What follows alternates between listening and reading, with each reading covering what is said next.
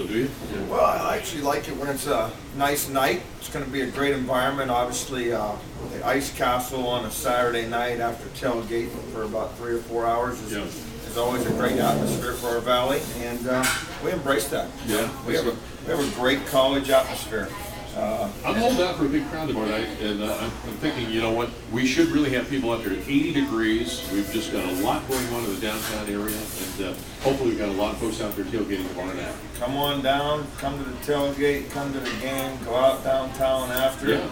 You know, it's a great thing, and you know, people that haven't been downtown, there's a lot of things going on. Yeah, there really are. Coach Trussell says it all the time. We need to brag more about what's going on at Youngstown State and our valley, and we don't do that enough, and we need to start doing that more, I think. Yeah. We got a great college atmosphere. We got a good football team. Kids play hard. They do things right. It's a fun brand of football to watch. Well, you know, I was talking to some folks last night, and I said, you know, we have to realize what we have in this country. You know, even though there's so many things going on, and there's so many people who want to take away our freedoms, think about what we have here, and I think people have to sit back and count their blessings. And No question. You know, especially when you have so much freedom, you have a town like this, and it's terrific. I say it all the time, and my wife will tell you, I've lived all over the country. I mean, I've lived everywhere from Kansas to Arizona to Florida to Texas, to Illinois to South Carolina, and people make a place. And Youngstown has great people, and we don't talk enough about the great people that we have in this community.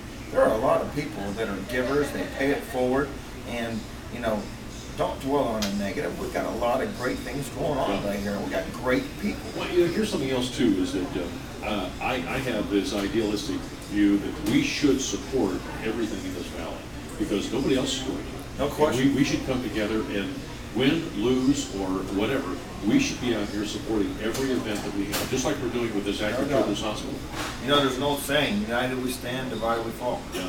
And we got to stand up and fight for this community, and I like that motto. Yeah. My wife and I were watching you with Dana the other night, and we said, wow, what a well-behaved young daughter you have. She was sitting on your lap during the entire TV program, and it's a beautiful young lady, too. And my wife said she looks like Melinda. Thank goodness. Yeah. I wouldn't want her to look like me, but Marley and Stone have been a blessing in my life. And you know, I get a chance in the morning to take her to school, and obviously on Fridays, and that's a big deal to me. You know, a lot of times, sometimes I'll pull up to school or at different times, and I'll see people fussing at their kids and getting upset and everything else, and I'm like, this is like probably the best time of the day and the best quality time you can have with your kid. Now, where's Marley go to school? Marley goes to St. Rose, and then Stones goes to Liberty right there. So, but you know, it's a valuable time in the morning to be with your young people, and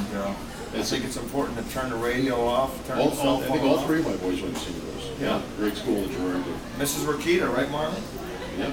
All right. She's a spit image of Melinda. I tell you what. But is your job this year? I mean, you're obviously going to be very, very busy right through the holidays. But in the summertime, do you guys have a lot of downtime? Where you have family time? No, and you go on vacations and stuff? I mean, the way it's structured anymore with recruiting year-round, our recruiting this year is probably the best it's ever been. I mean, I think we're at 9 or 10 commitments right now. We got 2 kids visiting this weekend. We'll probably be at 12 commitments after this weekend. And the thing is you have to recruit year-round. So we have camps all summer. We have over 1,000 kids in our camps during the course of summer, probably around 1,000 to 1,200. And then you figure we go on the road. We go to Toledo for a day, we go to Cincinnati, Dayton, we go to Columbus for a day, so you have those camps. And then we have obviously our film study of all of our opponents. I give my coaches about 3 weeks vacation. I take 1 week. I have a sacred week, 4th of July. That week I go to South Carolina. I go to Litchfield Beach, Pawleys Island, and I take just sit and lay back. I take three t-shirts, 3 shorts, a pair of running shoes, and that's it. And I'm just dressing up.